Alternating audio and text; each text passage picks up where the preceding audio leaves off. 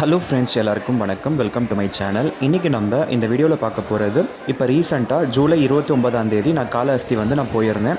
So அங்கே visit பண்ணப்போ எனக்கு தெரிய வந்தது, அங்கே ஃப்ரீ மீல்ஸ் ப்ரொவைட் பண்ணுறாங்கன்னு சொல்லிட்டு. ஸோ இந்த ஃப்ரீ மீல்ஸ் இந்த கான்செப்ட் எல்லாமே பார்த்திங்கன்னா திருப்பதிக்கு போன எல்லாருக்குமே தெரிய வந்திருக்கும். ஏன்னா திருப்பதியில் டிடிடி தேவஸ்தானம் மூலமாக ஃப்ரீ மீல்ஸ் 24 மணி நேரமும் ப்ரொவைட் பண்ணிக்கிட்டே தான் இருப்பாங்க. அதே போல் இங்கே காளஹஸ்தி இவங்களோட இந்த தேவஸ்தானம் மூலமாகவும் பார்த்திங்கன்னா அங்கே வர எல்லா பக்தர்களுக்கும் ஒரு டைமுக்கு பார்த்திங்கன்னா அங்கே ஃப்ரீ மீல்ஸ் ப்ரொவைட் பண்ணுறாங்க. ஸோ அது பார்த்திங்கன்னா காலையில், அதாவது 11 மணிக்கு மேலே மத்தியானம் ஒரு 3 மணி 4 மணி வரையுமே பார்த்திங்கன்னா அது தொடர்ந்து எல்லா பக்தர்களுக்கும் அந்த மீல்ஸ் ப்ரொவைட் பண்ணுறாங்க. அதுக்கப்புறம் நைட்டும் பார்த்திங்கன்னா ஒரு 7 o'clock அந்த ரேஞ்சில் ஆரம்பித்து நைட்டும் ஒரு 10 மணி வரையுமே பார்த்திங்கன்னா மீல்ஸ் எல்லாம் ப்ரொவைட் பண்ணிக்கிட்டே தான் இருக்காங்க. ஸோ இந்த மீல்ஸ் பார்த்திங்கன்னா நல்ல டேஸ்ட்டாக தான் இருந்தது. ஸோ அவங்க என்னென்னலாம் ப்ரொவைட் பண்ணுறாங்க, அது எந்த இடத்துல நீங்கள் போனால் உங்களுக்கு இந்த ஃப்ரீ மீல்ஸ் கிடைக்கும்னு சொல்லிட்டு நான் இந்த வீடியோவில் நான் சொல்ல போகிறேன். இந்த வீடியோ முழுக்க பாருங்கள், உங்களுக்கு இந்த வீடியோ மிகவும் பிரயோஜனப்படும். இப்போ நான் ரீசெண்டாக ஒரு வீடியோ நான் அப்லோட் பண்ணியிருந்தேன் பாருங்கள். அங்கே ரேணிகுண்டாலேருந்து பஸ் ஏறி நான் இறங்கின உடனே அந்த என்ட்ரன்ஸ் காமிச்சிருப்பேன். அந்த என்ட்ரன்ஸ்லேருந்து ஷேர் அவுட்டை பிடிச்சி நீங்கள் இந்த கேட் நம்பர் 4க்கு வரலாம். அப்படி இல்லாத பட்சத்தில் நான் நேற்று போட்டு நான் வீடியோவில் நான் வாக்கபிள் டிஸ்டன்ஸில் தான் இருக்குதுன்னு சொல்லி நான் நடந்து தான் வந்திருப்பேன். அந்த வீடியோலாம் கூட நீங்கள் பார்த்துருப்பீங்க. ஸோ அங்கே வெளியிலேருந்து பார்க்குறப்ப அந்த எக்ஸ்டீரியர் வியூஸ் எல்லாம் கூட நல்லா இருக்குது. அந்த கோயிலோட கோபுரங்கள், அந்த ஸ்வர்ணமுகி ரிவரோட அந்த வியூ, அந்த பிரிட்ஜு மேலே நடக்கிறப்ப அந்த கண்ணப்ப மலை மேலே இருக்க அந்த சிவபெருமான் பார்வதி, இந்த சிலை, இது எல்லாமே பார்த்தீங்கன்னா பார்க்குறப்ப நல்லா இருந்தது. அந்த வீடியோ போய் பாருங்கள். ஸோ அந்த கேட் நம்பர் 4 போன உடனே பார்த்தீங்கன்னா அதுக்குள்ளே போயிட்டீங்கன்னா உங்களுக்கு இந்த மாதிரி இங்கே இந்த நித்திய அன்னதான பவன் வரும். அதுக்குள்ளே பார்த்தீங்கன்னா ஃப்ரீ மீல்ஸ் ப்ரொவைட் பண்ணுவாங்க. இது 24/7 ப்ரொவைட் பண்ண மாட்டாங்க, ஒன்லி ஃபார் த டைம் தான் ப்ரொவைட் பண்ணுவாங்க. அந்த டைம் என்னன்னு தெரிஞ்சுக்கிட்டு நீங்கள் அதுக்கேற்ற மாதிரி நீங்கள் அங்கே போனீங்கன்னா க்யூவில் நிற்கணும். ஸோ அந்த பில்டிங்குள்ளே எவ்வளோ தான் அக்கமடேட் பண்ண முடியுமோ அவ்வளோ தான் அக்கமடேட் பண்ணுவாங்க. அதுக்கப்புறம் ஸ்டாப் பண்ணிவிடுவாங்க. அவங்க சாப்பிட்டுட்டு வெளியில் வந்த உடனே மறுபடியும் இன்னொரு பேட்சை அலோவ் பண்ணுவாங்க. அதனால் கூட்டம் நிறையவே இருந்தது. நீங்கள் போனீங்கன்னா ஒரு ½ an hour நீங்கள் க்யூவில் நிற்கிற மாதிரி வருது. அதுக்கப்புறம் ஒரு 20 நிமிஷத்துக்கெல்லாம் நீங்கள் சாப்பிட்டுட்டு வெளியில் வர மாதிரி இருக்குது. ஸோ இந்த க்யூவில் பார்த்தீங்கன்னா எல்லா விதமான மக்களையுமே பார்க்க முடியுது. எல்லா லாங்குவேஜ் பேசுகிற மக்களும் பார்த்தீங்கன்னா அங்கே அந்த ஃப்ரீ மீல்ஸ் சாப்பிட்றதுக்கு லைனில் நிற்க தான் செய்கிறாங்க. அதே போல் நிறைய பணக்காரங்களையும் பார்க்க முடியுது, ரொம்ப ஏழைப்பட்டவங்களையும் பார்க்க முடியுது. அதனால் கடவுள் முன்னாடி எல்லாரும் ஒன்று தான். இப்போ நீங்கள் இந்த வீடியோவில் பார்க்குற மாதிரி பெரிய பெரிய ஃபேன் பார்த்தீங்கன்னா அங்கங்கே வச்சுருக்காங்க. அதனால் பார்த்தீங்கன்னா வெயில் தெரியலை. நம்ம சென்னையை விட வெயில் ரொம்ப மோசமாக இருக்குது. அந்த இடத்துல அந்த குடிமல்லம் போனப்பவே பார்த்தீங்கன்னா நான் அதை ஃபீல் பண்ணேன். இது என்னடா இது இவ்வளோ வெயிலாக இருக்குது இங்கெல்லாம் சொல்லிட்டு நான் ஃபீல் பண்ணேன். அதுக்கப்புறம் தான் எனக்கு தெரிய வந்தது, நம்ம சென்னை ஒட்டின மாதிரி மெரினா பீச்செல்லாம் இருக்குது இல்லையா, அப்போ இந்த கடல் இருந்துச்சுன்னா கொஞ்சம் காற்று அதுக்கேற்ற மாதிரி வரும். ஆனால் அந்த இடத்துல அந்த ரேணிகுண்டா, அந்த குடிமல்லம், இந்த காளஹஸ்தி, இந்த இடத்துலலாம் பார்த்தீங்கன்னா மலைகள் தான் அதிகமாக இருக்குது. ஸோ மலைகள் அதிகமாக இருக்கிற நேரத்தில் அந்த மாதிரியான ஒரு சில இடத்துல பார்த்தீங்கன்னா உங்களுக்கு வெயில் அதிகமாக தெரியும். ஏன்னா பக்கத்தில் பார்த்தீங்கன்னா உங்களுக்கு கடல் இல்லை இல்லையா, ரொம்ப ஓவராக வெயில் இருக்குது. அது என்னால் நல்லாவே ஃபீல் பண்ண முடிஞ்சது. ரொம்ப புழுக்கமாக இருந்தது. அதனால் அந்த வெயில் தெரியாமல் இருக்கிறதுக்காக இந்த க்யூவில் நம்ம போகிறப்பவே பார்த்தீங்கன்னா இவ்வளோ பெரிய ஃபேன் வச்சுருக்காங்க. அதுக்கப்புறம் கொஞ்சம் தூரம் க்யூவில் போனதுக்கப்புறம் நம்ம உட்காரத்துக்கு சீட்டிங் அரேஞ்ச்மெண்ட் கூட கொடுத்துருக்காங்க. அதில் கூட நம்ம உட்காரலாம். அதுக்கப்புறம் பார்த்தீங்கன்னா ஒரு பேட்ச் சாப்பிட்டு போனதுக்கப்புறம் பார்த்தீங்கன்னா இன்னொரு பேட்ச் விடுறாங்க. நாங்கள் உள்ளே உட்காந்தாச்சு. ஸோ வாழை இலை போடுறாங்க. அதுக்கப்புறம் பார்த்தீங்கன்னா ஒன்றா சர்வ் பண்ணிக்கிட்டே வராங்க பாருங்கள்.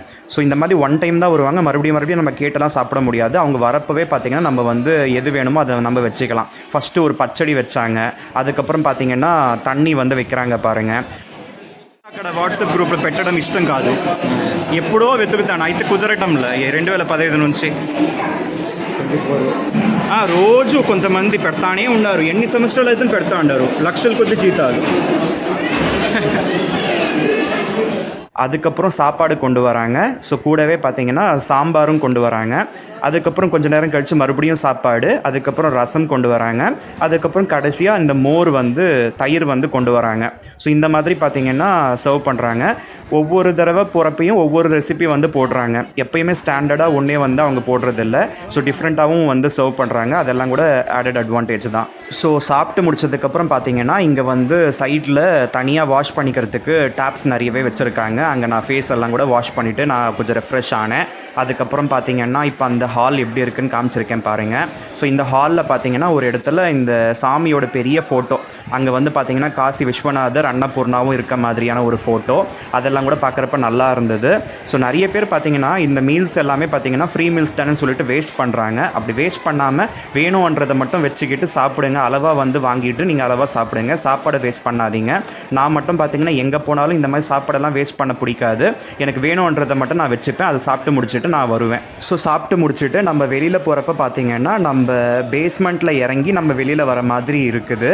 ஸோ நம்ம உள்ளே போகிறதுக்கு ஒரு ரூட்டு, வெளியில் போகிறதுக்கு இன்னொரு ரூட்டு. ஸோ அந்த வெளியில் போகிற ரூட்டில் பார்த்தீங்கன்னா யாராலையும் உள்ளே வந்து நுழைய முடியாது அவ்வளோ சீக்கிரமாக. ஸோ அந்த மாதிரி ஒரு செட்டப்பில் வந்து வச்சுருக்காங்க. அதே போல் உள்ளே வந்து நம்ம சாப்பாடு சாப்பிட்றதுக்கு முன்னாடி லைனில் நின்றும் பார்த்தீங்களா, அந்த இடத்துல கூட பார்த்தீங்கன்னா ஒரு லேடி பார்த்தீங்கன்னா தனியாக ஒரு கடை மாதிரி வச்சுருக்காங்க. அந்த கடையிலையும் பார்த்தீங்கன்னா பிஸ்கெட்ஸு, அதே போல் ஜூஸஸ்ஸு, வாட்டர் பாட்டில்ஸு, அதுக்கப்புறம் மோர் இதெல்லாம் கூட சேல் பண்ணுறாங்க. பட் என்னன்னா 2 மோர் 30 ரூபாவாம். அதோட ஒரிஜினல் ரேட்டு 10 ரூபா தான் இருக்கும். ஆனால் அவங்க எல்லாத்துலேயுமே பார்த்தீங்கன்னா ஒரு 5 ரூபா கூட வச்சு வைக்கிறாங்க. ஸோ உங்களுக்கு அந்த இடத்துலையுமே உங்களுக்கு ஏதாவது வந்து நாக்கு வறந்து போச்சு அந்த மாதிரி இஷ்யூஸ்லாம் இருந்துச்சுன்னா அந்த லேடிக்கிட்டையும் பார்த்தீங்கன்னா நீங்கள் தண்ணி எல்லாம் கூட வாங்கலாம். பட் வெளியில் விட அங்கே வந்து கொஞ்சம் ரேட் அதிகமாக இருக்குது. நான் வந்து பார்த்தீங்கன்னா 2 மோர் வாங்கியிருந்தேன் 30 ரூபா. ஸோ என் கூட ஒருத்தர் வந்திருந்தார் பார்த்தீங்களா, அவருக்கு ஒன்று கொடுத்துட்டு நானும் குடிச்சிருந்தேன். ஸோ ஆந்திராவில் அந்த மோர் எல்லாமே பார்த்தீங்கன்னா ரொம்ப டேஸ்டியாக இருக்குது, நல்ல காரசாரமாக ரொம்ப டேஸ்டியாக இருந்தது. அதை நான் குடிச்சிருந்தேன். அதை கூட நான் இந்த வீடியோஸில் காமிச்சிருப்பேன், நீங்கள் பார்த்துருப்பீங்க. இப்போ நீங்கள் இந்த வீடியோஸில் பார்க்குற இந்த ஹால்ஸ் எல்லாத்துலேயுமே பார்த்தீங்கன்னா க்ராசரி ஐட்டம்ஸ் எல்லாமே பார்த்தீங்கன்னா அந்த அரிசி மூட்டை இது எல்லாமே பார்த்தீங்கன்னா நிறையவே ஸ்டாக் வச்சுருக்காங்க. ஆக்சுவலாக இது வந்து டொனேஷன் பேஸ் பண்ணி தான் ரன் ஆகிக்கிட்டு இருக்குது. அதனால் இது வெளியில் வந்த உடனே பார்த்தீங்கன்னா அங்கே ஒரு டொனேஷன் கவுண்டர் இருக்குது. அங்கே யாரால் எவ்வளோ முடியுமோ அவ்வளோ வந்து டொனேட் பண்ணலாம். ஒரு சிலர் 100 ரூபா கொடுக்குறாங்க, ஒரு சிலர் 1000 ரூபா கொடுக்குறாங்க, ஒரு சிலர் லட்ச ரூபா கூட கொடுக்குறாங்க. அந்த மாதிரி லம்பாக வந்து கொடுக்குறவங்களோட பேரெல்லாம் கூட பார்த்தீங்கன்னா அங்கே வெளியில் வந்து டிஸ்பிளே பண்ணிக்கிட்டே இருக்காங்க. ஸோ அதனால் பார்த்தீங்கன்னா எவ்ரிடே பார்த்தீங்கன்னா இந்த அன்னதானம் வந்து நல்ல விதமாக நடந்துக்கிட்டு இருக்குது. ஸோ நிறைய பேர் வந்து சாப்பிட்றாங்க பாருங்கள், அதுதான் ஆச்சரியமாக இருந்தது. நான் போன நாள் எல்லாமே பார்த்தீங்கன்னா வீக் டேஸ் தான், நான் வீக் டே கூட கிடையாது.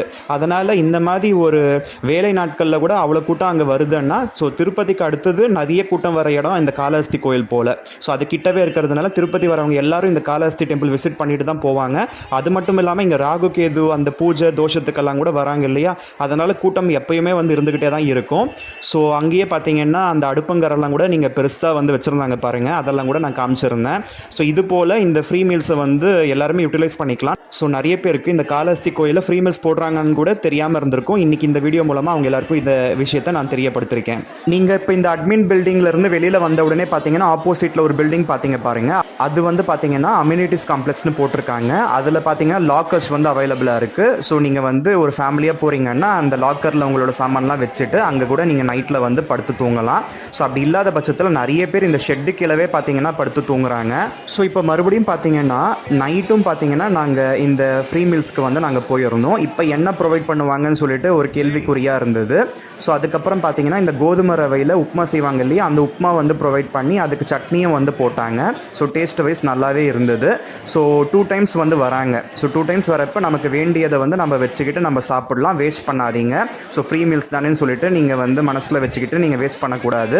ஸோ மீல்ஸு தான், அது எவ்வளோ கஷ்டப்பட்டு அவங்க வந்து செஞ்சு நமக்கு போடுறாங்க. ஸோ நம்ம வீட்டில் கூட நம்ம சாப்பாடெல்லாம் வேஸ்ட் பண்ணாமல் பக்குவமாக நம்ம அதை சாப்பிட்டு முடிக்கணும்.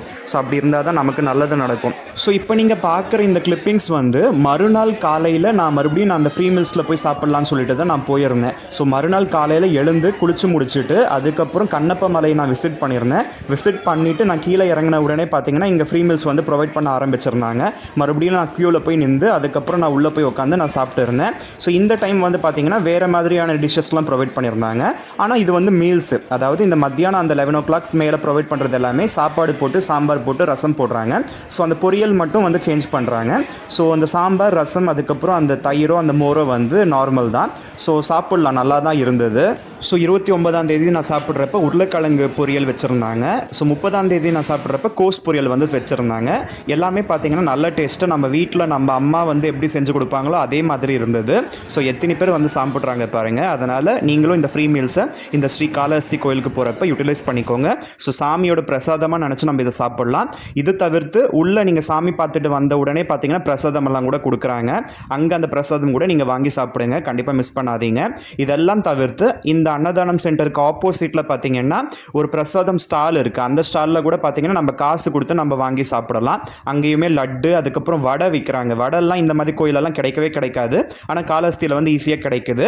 அதுக்கப்புறம் புளியோதரை இதெல்லாம் கூட விற்கிறாங்க. அதெல்லாம் கூட நீங்கள் காசு கொடுத்து வாங்கலாம். 15 ரூபாய் அந்த ரேஞ்சில் தான் இருக்குது. பெரிய லட்டு வந்து 100 ரூபான்னு விற்கிறாங்க. ஸோ அது கூட நான் வாங்கி சாப்பிட்டுருந்தேன். நல்லா டேஸ்ட்டாக இருந்தது. இப்போ மறுபடியும் பார்த்தீங்கன்னா 30ஆம் தேதி நைட்டும் நான் இந்த ஃப்ரீ மீல்ஸில் தான் சாப்பிட்டு இருந்தேன். அப்போ பார்த்தீங்கன்னா கொஞ்சம் கூட்டம் கம்மியாக இருந்தது. ஆனாலுமே பார்த்தீங்கன்னா இந்த ரூட்டில் தான் க்யூவில் தான் வரணும்னு சொல்லியிருந்தாங்க. அதே போல் நான் வந்து போயிருந்தேன். அப்போ சென்னையிலேருந்து பார்த்தீங்கன்னா சவுகார்பேட்டையிலேருந்து ஒருத்தர் வந்திருந்தார். அவர் அப்பப்போ வருவார் போல். அங்கே ஏதோ ராகு கேது பூஜை பண்ணிப்பாங்க போல். அவங்க பிஸ்னஸ் பண்ணுறாங்களா, அது அப்படி பண்ணுறதுனால அவங்களுக்கு நல்லது நடக்குதுன்னு சொல்லிட்டு அவங்களுக்கு ஒரு ஐதீகம் போல். அதனால் வராங்க. ஸோ அவர் கூட பேசிக்கிட்டு இங்கே ஃப்ரீ மீல்ஸ் கூட இருக்குதுன்னு எனக்கு சொல்லி கொடுத்தாருல ஒருத்தர். அதே போல் அவருக்கு வந்து நான் கூட்டிகிட்டு போனேன். ஸோ உள்ளே போயிட்டு நாங்கள் சாப்பிட்டு இருந்தோம். ஸோ அவர் அதுக்கப்புறம் பார்த்தீங்கன்னா ஒரு ரூம் வந்து புக் பண்ணிக்கிட்டு போயிட்டாரு. நான் அந்த ஆப்போசிட்டில் இருக்க அந்த லாக்கர் வந்து நான் எடுத்திருந்தேன். ஸோ அந்த டைம் வந்து பார்த்தீங்கன்னா பொங்கல் போட்டிருந்தாங்க. ஸோ ஒவ்வொரு தடவை ஒவ்வொரு மாதிரி வந்து டிஃப்ரெண்ட் மெனுஸ் வந்து ப்ரொவைட் பண்ணுறாங்க. அதுவுமே ஆச்சரியமாக இருந்தது. ஸோ மறுபடியும் உப்மாவான்னு நினச்சேன். ஆனால் கடைசியில் பார்த்தீங்கன்னா பொங்கல் கொடுத்துருந்தாங்க. நல்லா டேஸ்ட்டாக இருந்தது. ஸோ இந்த வீடியோ ஆரம்பத்தில் தெலுங்கில் நான் வந்து பேசியிருப்பேன். அதாவது எனக்கு இன்னும் கூட கல்யாணம் ஆகலையான்னு சொல்லிட்டு கேட்டார் என் கூட வந்தவர். நான் அதுதான் சொல்லியிருந்தேன். எவ்வளோ தடவை நான் ட்ரை பண்ணிக்கிட்டு இருக்கேன். 2015 ட்ரை பண்ணிக்கிட்டு இருக்கேன். எதுவும் அமையிற மாதிரி தெரியல. எல்லாருமே கோடிக்கணக்கில் வந்து வேணும்னு நினைக்கிறாங்க, சொத்து வேணும்னு நினைக்கிறாங்க, இல்லைனா லட்சக்கணக்கில் சம்பளம் வேணும்னு நினைக்கிறாங்க. எதுவும் அமைய மாட்டேங்குது. எனக்கு அமைச்சு வைக்கிறதுக்கும் ஆள் இல்லாமல் போச்சுன்னு சொல்லிட்டு நான் சொல்லிக்கிட்டு இருந்தேன். இது எல்லாம் தாண்டி எனக்கு காலகாலத்தில் கல்யாணம் ஆகாததுக்கு ரீசன் எனக்கு பெரியவங்க ஸ்டெப் எடுக்காதது ஒன்று. அதே போல் நான் ஸ்டெப் எடுத்தும் எனக்கு கல்யாணம் ஆகாததுக்கான ரீசன் எனக்கு எல்லா தோஷமும் இருக்குது. செவ்வாய் தோஷம் இருக்குது, ராகு தோஷம் இருக்குது, கேது தோஷம் இருக்குது. இந்த மாதிரி ஏகப்பட்ட ரீசன்ஸ் சொல்லி என்னை வந்து அவாய்ட் பண்ணுறாங்க. இது எல்லாமே எனக்கு ஒரு பெரிய தலைவலியாக வந்து அமைஞ்சு போச்சு. என் வாழ்க்கையே வந்து கெட்டு போய்கிட்டு இருக்குது இந்த மாதிரி இருக்கப்போ. ஸோ காலகாலத்தில் கல்யாணம், காலகாலத்தில் குழந்தை, இதெல்லாம் கூட கடவுளோட அனுகிரகம் இருந்தால் தான் நடக்கும் போல். கடவுளை என்றைக்கு தான் எனக்கு வந்து நீ அனுகிரகம் கொடுக்க போகிறேன்னு தெரியல. என்னையும் வந்து நீ நல்லபடியாக பார்த்துக்கோ கடவுளே. ஸோ இந்த வீடியோவில் சொன்ன தகவல்கள் எல்லாமே உங்கள் எல்லாருக்கும் பிடிச்சிருந்தா மறக்காமல் இந்த வீடியோவுக்கு லைக் பண்ணுங்கள். உங்கள் ஃப்ரெண்ட்ஸ் அண்ட் ஃபேமிலி மெம்பர்ஸ்க்கு ஷேர் பண்ணிக்கோங்க. மேலும் இது போன்ற தகவல்கள் எளிதில் பெற நம்ம சேனல் கீழே இருக்க அந்த ரெட் கலர் சப்ஸ்கிரைப் பட்டனை சப்ஸ்கிரைப் செஞ்சுக்கோங்க. பக்கத்தில் ஒரு பெல் பட்டன் வரும். அதில் ஆல் நோட்டிஃபிகேஷன் வர மாதிரி கிளிக் பண்ணி வச்சுக்கோங்க. அப்போ தான் நான் இந்த சேனலில் வீடியோஸ் போடுறப்ப உங்களுக்கு இன்ஸ்டன்ட் அப்டேட்ஸ் வந்துக்கிட்டே இருக்கும். நீங்களும் மறக்காமல் நம்மளோட வீடியோஸை பார்ப்பீங்க. So see you with another interesting video. Until then, have a great day. Bye bye.